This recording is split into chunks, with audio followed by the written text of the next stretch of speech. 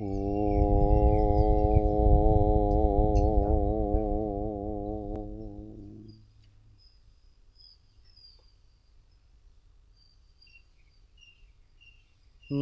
श्रीवर्धमानाय निर्धूतकलिलात्मने सालोकानां त्रिलोकानां यद्विद्यादर्पणायते यद्विद्यादर्पणायते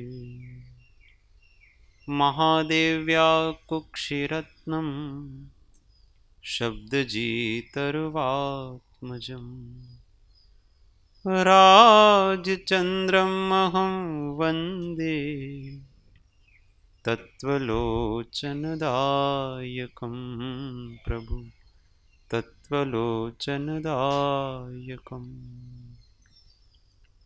परात्पर गुरुवे नमः। परम्पराचार्य गुरुवे नमः। परम गुरुवे नमः। साक्षात् प्रत्यक्ष सद्गुरुवे नमो नमः। अनंत अनंत भेदथी भरेली भली अनंत अनंत नाय निक्षेपे व्याख्यानी छे सकल जगत हित कारिणी हारिणी मोह तारिणी भवाब्धि मोक्ष चारिणी प्रमाणी छे उपमा आप्यानी जेने तमारा खवीते आपवाथी निज मति मपाई में मानी छे अहो राज चंद्र बाळ ख्याल नथी पामताय जिनेश्वर तणी जाणी तेणे जाणी छे गुरुराज तणी जाणी तेणे जाणी छे।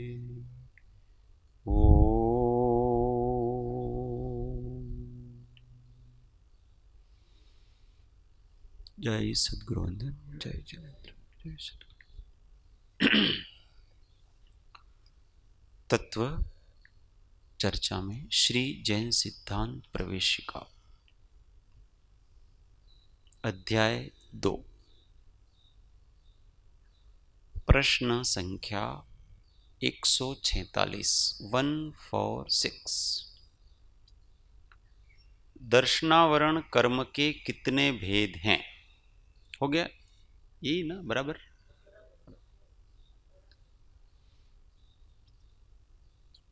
उत्तर 9।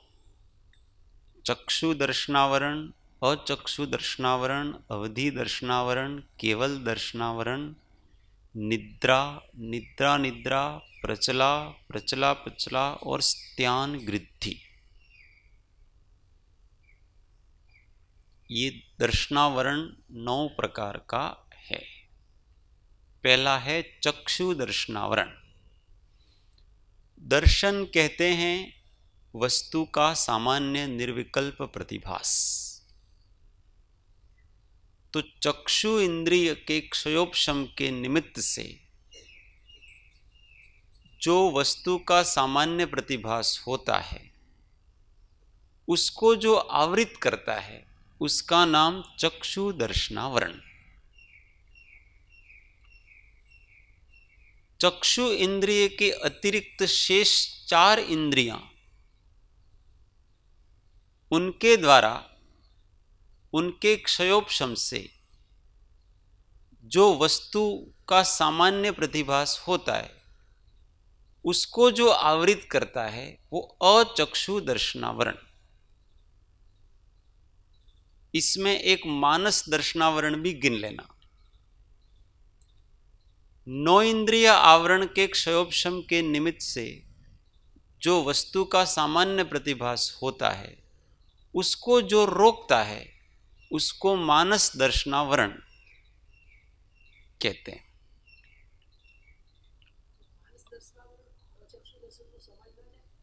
वही तो कह रहे हैं, इसलिए तो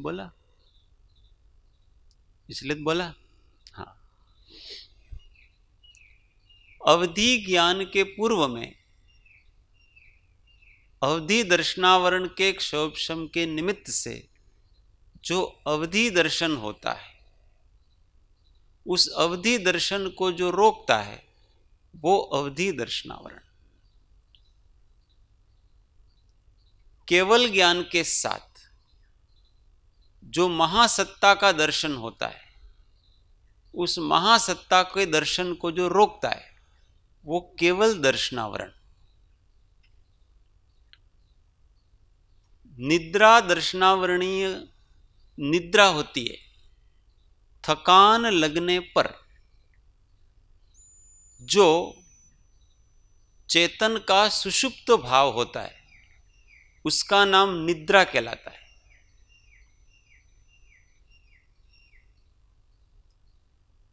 उस निद्रा में जो निमित्त है, वो निद्रा दर्शनावरण। फिर निद्रा प्रगाढ़ सुषुप्ति। निद्रा से उठने के बाद फिर से निद्रा आना, इसका नाम निद्रा कहलाता है।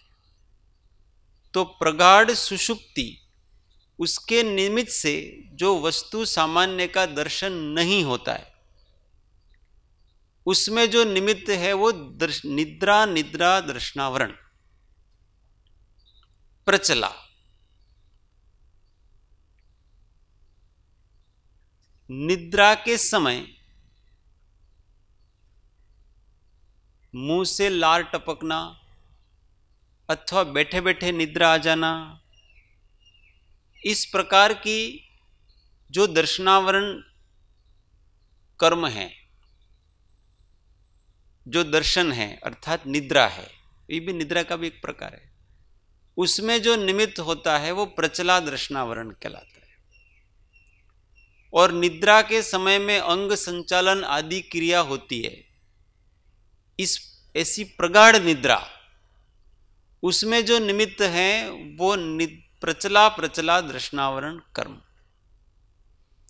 और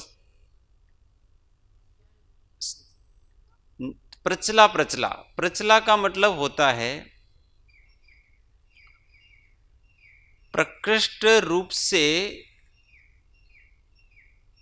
ऐसी निद्रा आना कि जिसमें प्रगाढ़ सुषुप्ति में भी शरीर की क्रिया होना, जैसे मुंह से लार टपकना, अंग संचालन होना, बैठे बैठे सो जाना, ये सब प्रचला कहलाता है। इसके निमित्त से वस्तु सामान्य का दर्शन नहीं होता है। इसमें जो निमित्त है वो प्रचला दर्शनावरण कर्म है। प्रचला में तो ये सब सामान्य रूप से होते हैं और प्रचला में विशेष रूप से होते हैं। प्रचला में भी अंग संचालन इत्यादि होंगे पर सामान्य रूप से, इसमें विशेष रूप से होंगे, जोर जोर से बोलता है। निद्रा में वो प्रगाढ़ निद्रा के ये सारे हैं, तो वो उससे वस्तु सामान्य का जो दर्शन नहीं होता है, उसमें जो निमित्त होता है वो प्रचला दर्शनावरण कर्म। और स्त्यान गृद्धि, निद्रा में ही उठ करके अंग संचालन आदि के द्वारा चलना दौड़ना इत्यादि करके किसी अनिष्ट काम को करना, इसका नाम स्त्यान गृद्धि निद्रा है। इस निद्रा में जो निमित्त है वो स्त्यान गृद्धि दर्शनावरण कर्म है। इसके निमित्त से वस्तु का सामान्य दर्शन नहीं होता है। तो ये दर्शनावरण की 9 प्रकृतियां हैं। समझ में आ गई? ये सारी की सारी नींद की प्रकृति, ये सब चीजें नींद में होती, और नींद में दर्शन शक्ति आवृत हो जाती है। तो नींद में दर्शन शक्ति का आवृत होना, इसका नाम है दर्शनावरण। तो भिन्न भिन्न प्रकार की निद्राएं हैं, बढ़ते बढ़ते क्रम में है। निद्रा निद्रा निद्रा, प्रचला प्रचला प्रचला। वास्तव में एक सामान्य निद्रा होती है, वो निद्रा है। फिर इससे कम प्रकार की है वो प्रचला है, इससे थोड़ी अधिक वो प्रचला है, उससे थोड़ी अधिक वो प्रचला प्रचला है, उससे थोड़ी अधिक वो निद्रा निद्रा है, और उससे थोड़ी अधिक वो स्त्यान गृद्धि है। इसकी प्रगाढ़ता का क्रम ऐसे है, यहां जो दिया है वो क्रम नहीं है। निद्रा प्रचला प्रचला प्रचला, निद्रा निद्रा और स्त्यान गृद्धि, इस प्रकार से इसका क्रम है। और इसी क्रम से वो धीमे धीमे जाती है। इसकी बंध विच्छुत्ति वगैरह जो होती है वो इस क्रम से होती है। इसलिए निद्रा से अधिक, अभी प्रचला में क्या होता है कि थोड़ी थोड़ी निद्रा तो होती है, पर थोड़ी अर्ध निद्रा जैसा, तंद्रा जैसा। प्रचला में खड़े हो गया, उसको खड़ा कर दिया, खड़ा करके फिर से यूं करने लगे, ये प्रचला प्रचला होती है। इसमें थोड़ी थोड़ी सी जागृति रहती है। निद्रा में इतनी प्रगाढ़ निद्रा है, निद्रा निद्रा बहुत खूब निद्रा। और स्त्यान गृद्धि में इतनी प्रगाढ़ निद्रा है कि उस नींद में दौड़ करके चला आया, किसी को मार आया, कुछ भी कराया तो उसको पता पड़ता नहीं। स्त्यान गृद्धि कहलाती। तो ये सब किसके निमित्त से होते हैं? दर्शनावरण कर्म के निमित्त से होते हैं। तो इससे उपयोग अजागृत रहता है। नींद आए तो क्या दिक्कत है अपने को? नींद आए तो दिक्कत दूसरी कुछ नहीं है, परंतु उसमें आत्मा की जागृति नहीं रहती है। आत्मा की जागृति जागते हुए रहती है। पर कभी कभी निद्रा उपयोगी भी होती है। अज्ञानी जितना सोए उतना अच्छा है।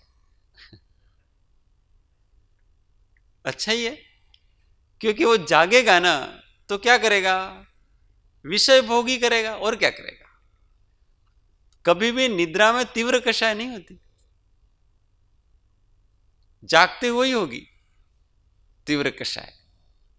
क्योंकि वहां प्रवृत्तियां भी, मन वचन काया की प्रवृत्ति भी कहां होगी? विशेष रूप से जागते हुए भी होगी। इंटेंशनली किसी को मारना, इंटेंशनली किसी को गाली देना, किसी को, ये सब चीजें निद्रा में नहीं हो सकती। ये सब चीजें कहां होगी? जागते हुए ही हो सकती हैं। इसलिए कहते हैं कि जो दुष्ट व्यक्ति वो सोते रहे तो अच्छा है, वो जागे तो सब गड़बड़ कहते हैं। इसलिए कुंभकर्ण को कोई उठाता नहीं था, ये सोता रहे वही अच्छा है। जो वाल्मीकि के रामायण में जिस कुंभकर्ण की बात करते हैं उसकी बात कर रहे हैं। क्योंकि अगर वो उठे तो सबको खा जाए। इसलिए राक्षस लोगों ने सोते रहते हैं, उनको कोई उठाता ही नहीं। अच्छा है सो, अगर राक्षस जागने लगे तो धरती पर कोई मनुष्य रहे नहीं। इसलिए दुष्ट व्यक्ति जितना सोए अच्छा है। बच्चे को भी कहते हैं ना, जितना सोए उतना अच्छा, नहीं तो ये बदमाशी करेगा। इसलिए 16 घंटे सोए कि 20 घंटे सोए, कोई दिक्कत नहीं। और क्योंकि निद्रा के समय में हम उपयोग पूर्वक के, बुद्धि पूर्वक के विषय कषायों का सेवन नहीं करते हैं, इसलिए वहां कषाय मंद रहती है। कषाय मंद रहती है, इसलिए नींद लेने के बाद व्यक्ति को सुखद एहसास होता है। होता कि नहीं होता है?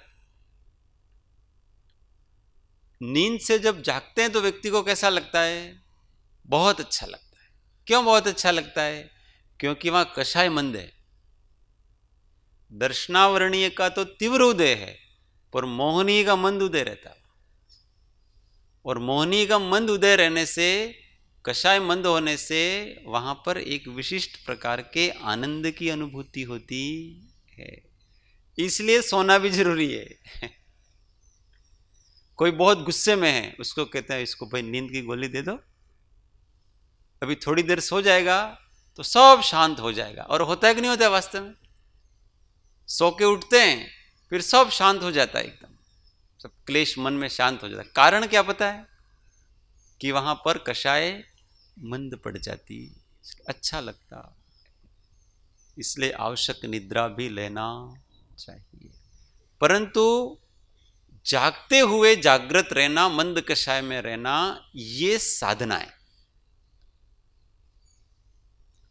ये साधना, नहीं तो सब सोते रहेंगे आनंद लेने के लिए तो जड़ हो जाएंगे। जो निगोद आदि के जीव होते हैं वो सब जड़ होते हैं। इसलिए जागृत सुषुप्ति, वेदांत में ऐसा आता है कि अज्ञानी सुषुप्ति में रहता है और ज्ञानी जागृत सुषुप्त है। मतलब जागृति पूर्वक वो किसी प्रकार के विषय कषायों को भोगता नहीं है और शांत रहता है। अज्ञानी निद्रा में शांत रहता है और ज्ञानी जागृति में शांत रहता है। बस इतना ही अंतर है, ज्यादा अंतर नहीं। इसलिए जागृति में ही सो जाना, जागते हुए सोना। वो भजन आता है, एवा जी ऊंघवा के कोई ने सके रे सुरता तोड़ी। उसका आगे का कुछ है, आगे की लाइन कुछ है। हाँ, एवा जी ऊंघ, झूठी जाकड़नी पिछोड़नी, उसके आगे दो लाइन और। कहने का अर्थ ऐसा है कि ऐसा सोना, मतलब जागते हुए सोना। एवाजी ऊंघ वाके कोई न सके रे सुरता तोड़ी। हाँ, उघाड़ी आंखें, वो है उघाड़ी। उघाड़ी आंखें मनवा एवाजी ऊंघ वाके कोई ना सके रे सुरता तोड़ी। मनवा जी मारा झूठी झाकड़नी पिछोड़ी। मनवा जी मारा झूठी झाकड़नी पिछोड़ी। उघाड़ी आंखें, आंख खुली है, मतलब हम जाग रहे हैं फिर भी सो रहे हैं। कहां सो रहे हैं? संसार में सो रहे हैं। संसार का कोई भान नहीं है। कौन क्या कर रहा है, कौन क्या कह रहा है, कौन क्या, कुछ न मतलब नहीं हमको। हमको तो एक स्वरूप की जागृति है बस। इसलिए आंख खुली है और फिर भी संसार की अपेक्षा से सोया है। या निशा सर्वभूतेषु जागृति तस्याम संयमी। कि जो सबके लिए निद्रा है वहां संयमी जागता है, और जहां जो सब जाग रहे हैं वहां संयमी सोता है, ज्ञानी सोता है। इसलिए दिन में सोता है ज्ञानी, रात को जागता है। जागते हुए सोता है और सोते हुए जागता है। यही तो विशेषता। नींद में भी जाग रहा है क्योंकि उसको अपने स्वरूप का भान है, और जागते हुए भी संसार में सोता है। कुछ पता है, इसलिए तो कुछ फर्क नहीं पड़ता है ना। कोई निंदा कर रहा है, कोई प्रशंसा कर रहा है, कोई लाभ हुआ, कोई हानि हुई, क्या है? कुछ नहीं। सोते हुए को सब पता नहीं पड़ता है। सोते हुए को आप गाली दो, पता पड़ेगा? उसको कोई असर नहीं होगी। सोते हुए व्यक्ति, उसके पास में जाकर के आप उसकी प्रशंसा करो, उसको कोई खुशी होगी? नहीं होगी। सोते हुए व्यक्ति को कोई विजय, कोई समाचार सुनाए कि भाई तुम जीत गए, तो उसको कोई असर होगा? वो तो निद्रा में। ऐसा किसी प्रकार का कोई असर उसको होता नहीं है। उसी प्रकार से ज्ञानी को कोई असर नहीं होता, इसलिए वो सोया। दुनिया की कोई किसी वस्तु का, व्यक्ति का कोई असर होता नहीं है। अनुकूलता, प्रतिकूलता, साता असाता, सुख दुख, निंदा प्रशंसा, कुछ नहीं। इसी का नाम सोना कहलाता। ये सच्चा सोना है। सच्चा सोना ही सच्चा जागना कहलाता है। हाँ હા, એવો રે ઓઢો મનવા ને એવો રે પોઢો મનવા, स्थिर रे दीवानी जेम ज्योति, जिम दीपक की ज्योति जैसे आता है स्थिर रहता है। पछी उगाड़ी। खुली आंख में भी ध्यान करना सीखना चाहिए। अच्छा ध्यान खुली आंख में। वास्तव में अगर ध्यान का स्वरूप पता पड़े तो न तो आंख बंद करने की इच्छा हो, न आंख खुली रखने की इच्छा। जहां है जैसा है वो ध्यानस्थ है, सहज समाधि। परंतु हमारे बहुत सारी बाधाएं आती है। हम क्या है कि वस्तु में, वस्तु का हमारे ऊपर प्रभाव पड़ता है। जो हम वस्तु कोई सामने आती है ना, तो हम उसका प्रभाव पड़ता है, इसलिए वस्तु सामने नहीं आए तो हमारे भाव बने रहते हैं। तो जो नीचे की भूमिका है वो आंख बंद करके करे तो अच्छा है। पर एक बार सहज भूमिका आ गई, दृष्टि ज्ञानमयी हो गई, तो फिर खुली आंखें हो अथवा बंद आंखें हो उसका बहुत फर्क पड़ता। परंतु नीचे की भूमिका में अपने को आंख बंद, ज्यादा से ज्यादा आंख बंद रखना। इसलिए इन वस्तुओं के निमित्त से जो हमको स्फुरणाएं होती हैं, राग द्वेष इष्ट अनिष्टपना, वो नहीं। देखत भूली आता ना एक शब्द, हाँ, देखत भूली, देख करके भूलते हैं हम। देखते ही साथ वो भूल जाता है कि मैं कौन हूं। किसी को देखा और अपने आप को भूल गया। तो देखत भूली नहीं हो, इसलिए देखना ही नहीं। कम से कम संसार को देखना, आंख बंद करके अपने होने पने का एहसास करना, वो काम ही मुख्य है। बस ज्यादा आंख खोलेंगे तो कोई न कोई वस्तु दिखेगी, तो कुछ न कुछ तो ये ऐसा है, वैसा है, ऐसा तो होगा ही होगा। तो अपनी भूमिका जब तक सहज समाधि की नहीं बने तब तक ज्यादा से ज्यादा आंख बंद करके अपने स्वरूप का एहसास करने का प्रयत्न करना चाहिए। परंतु क्या होता है, देखने की इच्छा होती है। इच्छा होती कि नहीं होती? तो इच्छा ही तो नष्ट करनी, क्या देख लेंगे, सब पुद्गल है। वो गाड़ी में बैठते हैं वगैरह, इधर देखता है उधर देखता है, वो आया वो आया, क्या देखेंगे, सब पुद्गल की। देखने वाले को देखने का प्रयत्न करना चाहिए। और देखने वाला दिखता नहीं है, देखने वाला अनुभव में आता है।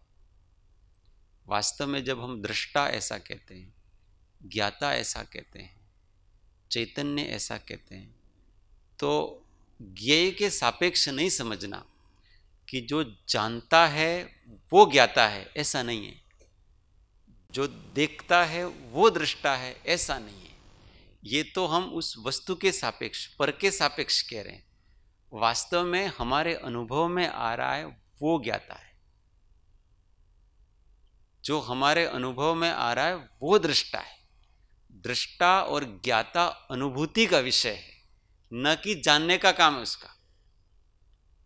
उसका काम जानने देखने का नहीं है, वो अनुभव से उसकी अनुभूति वेदन होगा, स्वसंवेदन व्यक्त। इसलिए अनुभव करने में ध्यान लगाना, चित्त लगाना, उपयोग लगाना, जानने में नहीं। कोई वस्तु सामने है, अभी ये रिकॉर्डर है तो मुझे दिख रही है और मैं उसको देख रहा हूं, तो दृष्टा उसको देख रहा है, वो दृश्य है। तो वहां दो वस्तुएं हुई, एक देखने वाला और एक दृश्य और एक दृष्टा। तो वहां जब तक दृश्य के ऊपर दृष्टि है तब तक दृष्टा की अनुभूति नहीं हो सकती। दृष्टा का अभिज्ञान हो सकता है कि यहां दृष्टा है इसलिए दृश्य दिख रहा है,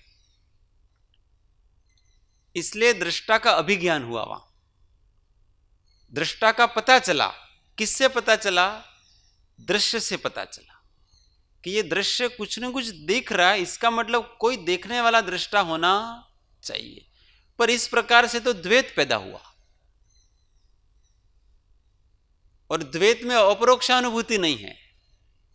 तो उस द्वैत को तोड़ना है तो क्या करना? दृश्य की तरफ जो देखता है वो दृष्टा नहीं है, जो अनुभव में आता है वो दृष्टा है। दृष्टा अनुभूति का विषय और दृश्य ज्ञान का विषय। समझ में आ रही वस्तु? ऊंडी ऊंडी बातों छे, पर ये बहुत गहरी बातें हैं। इसी से हमारा कल्याण होने वाला कि हम दृश्य को जान सकते हैं और दृष्टा को अनुभव कर सकते हैं। इसलिए बहुत अधिक जानने का प्रयत्न नहीं करें, अनुभव करने का प्रयत्न। ज्ञान का विषय समस्त लोकालोक है, पर उससे हमको क्या लाभ? अपना अनुभव है वो महत्व की वस्तु होती है। हाँ बोलिए।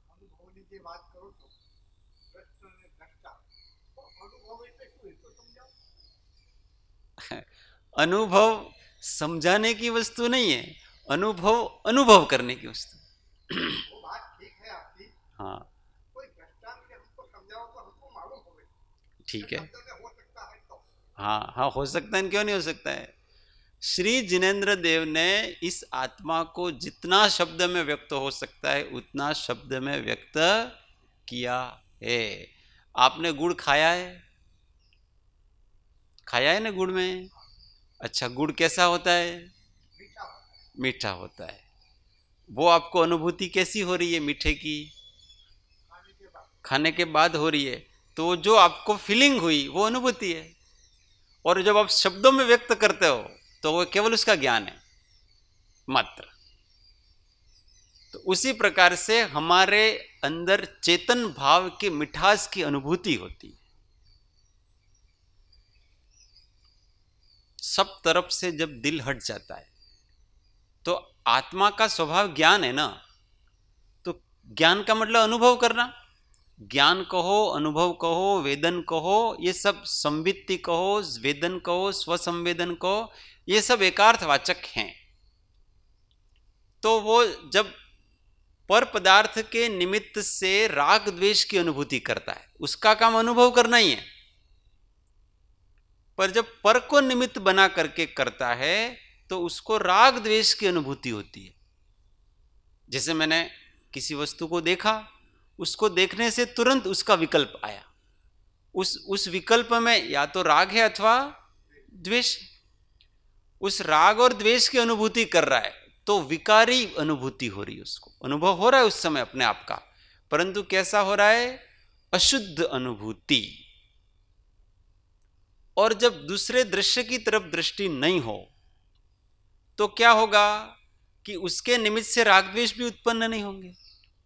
अब राग द्वेष उत्पन्न नहीं होंगे और आत्मा का स्वभाव तो अनुभव करना है, वो कुछ तो अनुभव करेगा ही। तो फिर क्या अनुभव करेगा? आत्मा के सहज आनंद की अनुभूति करेगा। इसका नाम अनुभव कहलाता। तो ये दर्शनावरणीय कर्म क्या करता है कि हमको दृश्य के प्रति जागृति कराता है और अजागृति भी कराता है। जागृति तो ऐसे कराता है कि मिथ्यात्व से जागृति कराता है, और अजागृति ऐसे कराता है कि वो देखने ही नहीं देता है, तो अपनी अजागृति कराता है। क्योंकि दर्शनावरण का उगोय हो तो दृष्टा भाव नहीं दिखेगा आपको, बाकी तो दिखेगा सारी चीजें, पर उस दृष्टा की जागृति नहीं कराता है। इसलिए दर्शनावरण कर्म है वो अपने आत्मा में आवरण रूप है, दृष्टा आवृत होता है इससे। दर्शन शक्ति, इसका नाम दृष्टा कहलाता। आगे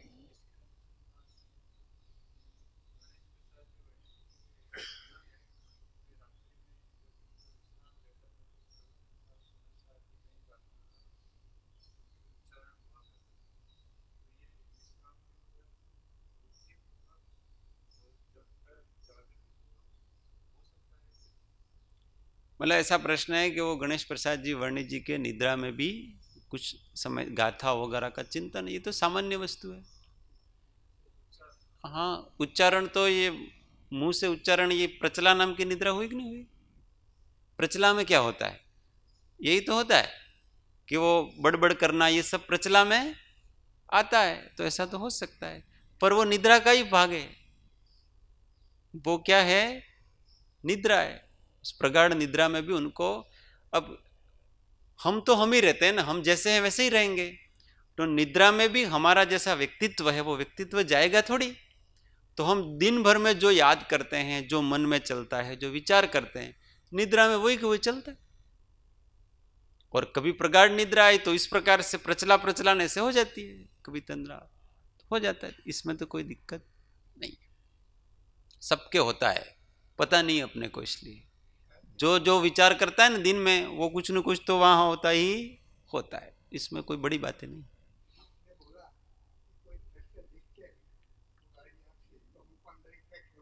हाँ, होता ही।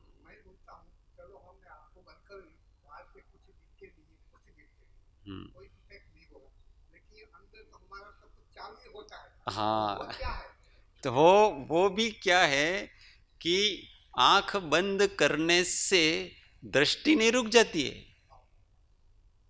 तो बंद आंख में आपको जो जो अब मन काम करेगा आपका।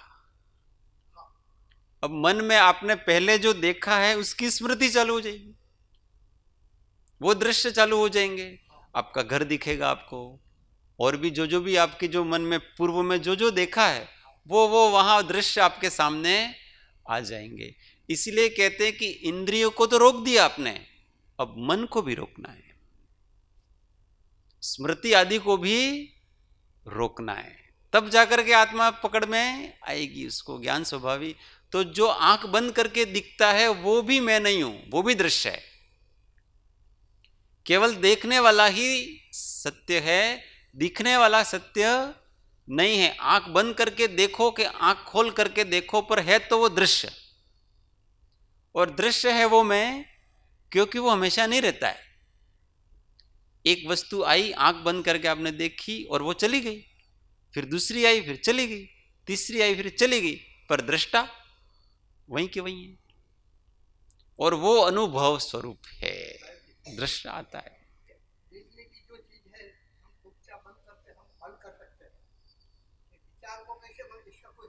है ना, है ना, अनुभव करो दृष्टा का, कुछ मत करो, शांत रहो। अपना स्वभाव क्या है पता है? ज्ञाता दृष्टा।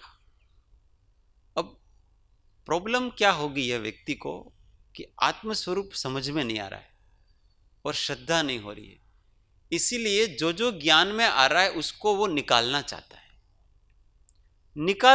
है, इसलिए अशांत हो रहा है। केवली भगवान के ज्ञान में लोकालोक आ रहे हैं, पर वो निकालना नहीं चाहते हैं किसी भी दृश्य को। हम क्या है उसको निकालना चाहते हैं। मेरा घर मेरे ध्यान में नहीं आना चाहिए। क्यों नहीं आना चाहिए? जिस समय ज्ञान का जो क्षयोपशम है, उस क्षयोपशम के अनुसार हर चीज आपके ज्ञान में आएगी। बस उसको केवल एक ज्ञेय मान लो, दृश्य मान लो, उसमें ये मेरा है नहीं ये तेरा, ऐसा मत करो। जो जो भी ज्ञान में आ रहा है उसके प्रति सहज रहो, अपने शांत भाव को मत छोड़ो। अपने अंदर अपना जो सतत स्मरण है कि मैं सहज ज्ञाता हूं, जो ज्ञान में आ रहा है वो मैं नहीं हूं, जो सहज बिना प्रयत्न के जानता है वो मैं। बस अब ज्ञान में कुछ भी आए ना, क्या फर्क पड़ता है अपने को? हाथी आए कि घोड़े आए? केवली के ज्ञान में हाथी घोड़े आते कि नहीं आते? सारे आते हैं, इसमें क्या दिक्कत है? परंतु उनको कोई फर्क नहीं पड़ता उनके ज्ञान में आने से, पर हमको फर्क पड़ जाता है।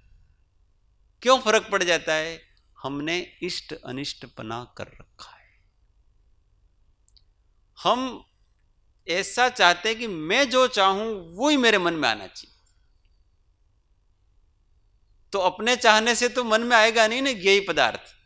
ज्ञेय पदार्थ तो अपनी योग्यता से, जिस समय ज्ञान की जैसी योग्यता है उस ज्ञान की पर्याय की, उसके अनुसार वो अपने मन में आएगा, अपने ज्ञान में आएगा, अपने सोचने से नहीं आएगा।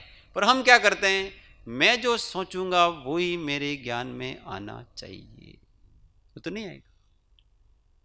हम सोच के इस विपरीत भी आएगा। तो वो क्या करता है, ऐसा क्यों आया?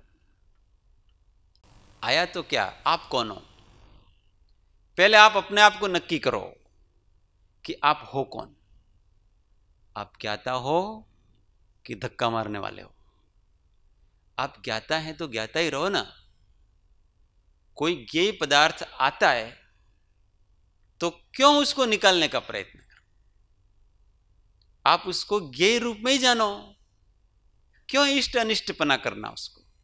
और वो आएगा और जाएगा, आप तो वहीं की वहीं। क्या प्रॉब्लम? कोई प्रॉब्लम हुई? ज्ञान में कोई प्रॉब्लम करता है? बहुत बड़ा हाथी आ गया, हमको कहां डिस्टर्ब कर रहा है? ज्ञान में कहीं घुस गया आत्मा में? पर नहीं, भूत आ गया, ज्ञान में भूत आ गया तो क्या होगा? अपने ज्ञान को क्या फर्क पड़ेगा? कुछ नहीं, वो भी केवल यही है और कुछ नहीं है। ये सब वो पर्दे पे जो दृश्य होते हैं ना, ये दृश्य है और पर्दे को कोई फर्क नहीं पड़ता है। वो फिल्म चलती है ना, वो फिल्म चलती है, उस समय उस फिल्म में नदी भी बहती है और बड़े बड़े पहाड़ भी आते हैं। और आजकल तो बॉलीवुड की फिल्मों में वो गोलियां भी चलती हैं। अब तो गोलियां चलते से वो पर्दा फट जाता है। अब 2-2.5 घंटे बाद उस पर्दे को देखो, वैसा का वैसा है, कुछ नहीं हुआ उसको। ज्ञान में कुछ भी आए, चैतन्य दर्पण है, उसमें कुछ भी आए, उस चेतना को कोई फर्क नहीं पड़ता है। न कटेगी न फटेगी। परंतु हम शुद्ध चेतना रूप रह नहीं पाते हैं। हम इष्ट अनिष्टपना कर लेते हैं, इसलिए हमारे तो ध्यान लागतो नहीं। कहां से लगेगा? स्वरूप का निश्चय नहीं है। स्वरूप का निश्चय नहीं है तो ध्यान लगेगा कैसे? क्योंकि हम तो अपनी मर्जी से ध्यान करना चाहते हैं। हम अपने स्वरूप का ध्यान तो करना नहीं चाहते हैं, हम विषयों का ध्यान करना चाहते हैं। विषयों का ध्यान करने से ध्यान कहां लगेगा? वो तो क्षयोपशम के अनुसार होगा सारे विषय। कोई यूं सोचे कि मैं अभी एक ऐसे विषय पर ही सोचूंगा और कोई मन में नहीं आना चाहिए, तो आपने अपने आप को बांध लिया, बंधन में पहले से ही पड़ गया। आप एक फिक्स विचार, इसके अतिरिक्त तो कोई विचार होना तो बांध लिया, बंधन पहले से ही स्वीकार कर लिया आपने। बस कठिन है ये सब चीजें, पहले ऐसे बांधना भी पड़ता है। मन जब बहुत अधिक स्वच्छंदी हो जाता है तो पहले उसको विषय देने पड़ते हैं, पर जब स्वरूप का निश्चय हो जाता है उसके बाद ज्ञानी का ध्यान सहज चलता है, सब विषयों से विरक्त है। इसी विषय पे विचार करना ऐसा केवल स्वरूप का विचार है। मैं कौन हूं इसकी जागृति है सतत, बस इतनी जागृति रखो। वो तो ज्ञेय पदार्थ जो आना है वो आएगा, विचार जो भी आना है वो आएगा, और सम्यक विचार ही आएगा, उल्टा विचार आएगा ही नहीं। कुछ भी करो उसको, मतलब विषय और कषाय उत्पन्न हुई तो कषाय में भी सम्यक विचार चलेगा। क्रोध आया तो क्रोध को जानने के विचार चलेंगे, क्रोध रूप होने के विचार नहीं चलेंगे। वहां ये क्रोध है, मैं क्रोध नहीं हूं, मैं सहज ज्ञाता हूं, ये विचार ही चलेगा वहां। क्यों? क्योंकि उसने अपना निर्णय कर लिया है। मैं कौन हूं उसका निर्णय जिसको हो चुका है, उसके लिए साधना बहुत सरल है। और ये निर्णय उसके नहीं हुआ है, उसके लिए सब कठिन। 10 मिनट आंख बंद कर नहीं बैठ सकता है। क्यों नहीं बैठ सकता है? अंदर उछल कूद होती है। परंतु जिसने अपने प्रशांत ज्ञान स्वभाव का निश्चय कर लिया है कि मैं हमेशा वही हूं, इसके अतिरिक्त मैं कुछ हूं, शांत ज्ञाता भाव है, वही मैं, और उसी में रहने का मुझे दिन भर 24 घंटे मुझे इसी का उपयोग है, यही करना है और कुछ करना नहीं, बाकी सब नहीं होगा। आप कहते हम एक उसी पर विचार करेंगे, उसी की भावना करेंगे, तो बाकी सब काम कैसे करेंगे? ऑटोमेटिक होंगे। होंगे कि नहीं होंगे? हमारे सोचे बिना काम होते कि नहीं होते? बताओ। दिन में जितने काम करते हैं क्या हम सबको सोचते हैं? बताओ। बिना सोचे बिना विचारे हमारे काम हो रहे कि नहीं हो रहे? तो संसार के काम करने में कुछ भी सोचने की जरूरत नहीं है, केवल एक अपना ही विचार करना है, बाकी तो सब होगा।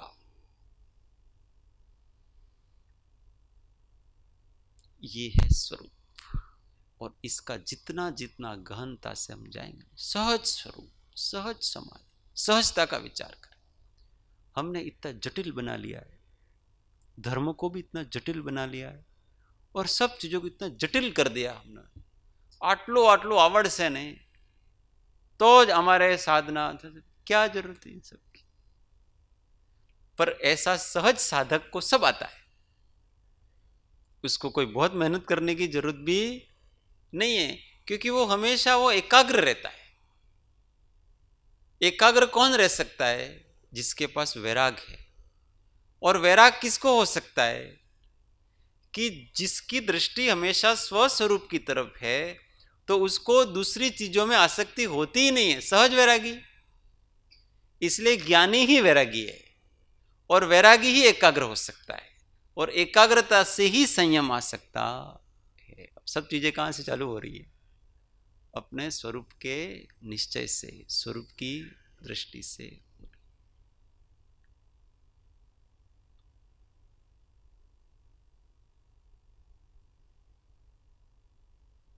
अभ्यास इसका करना, सहज होने का, शांत होने का, ज्ञान रूप होने का अभ्यास कर। मैं दर्शन ज्ञान स्वरूपी हूँ, मैं सहजानंद स्वरूपी हूँ। मैं दर्शन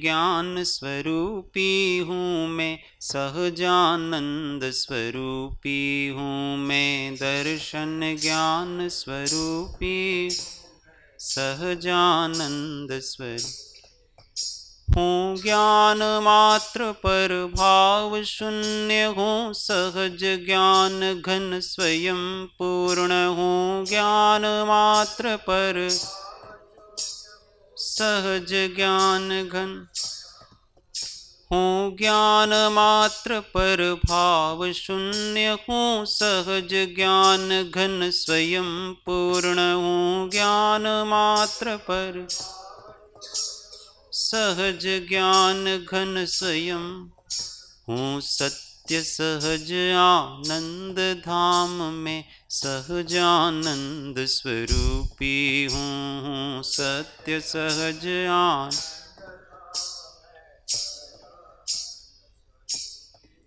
मैं दर्शन ज्ञान स्वरूपी हूँ, मैं सहजानंद स्वरूपी हूँ। मैं दर्शन ज्ञान स्वरूप, सहजानंद स्वरूप।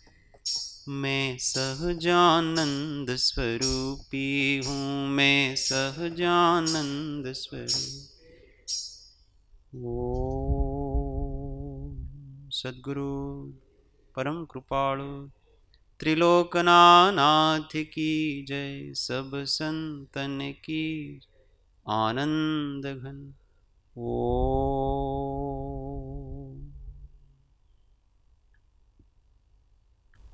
1 मिनट मौन, आत्म अनुसंधान। ओम शांति शांति शांति। जय सद्गुरु।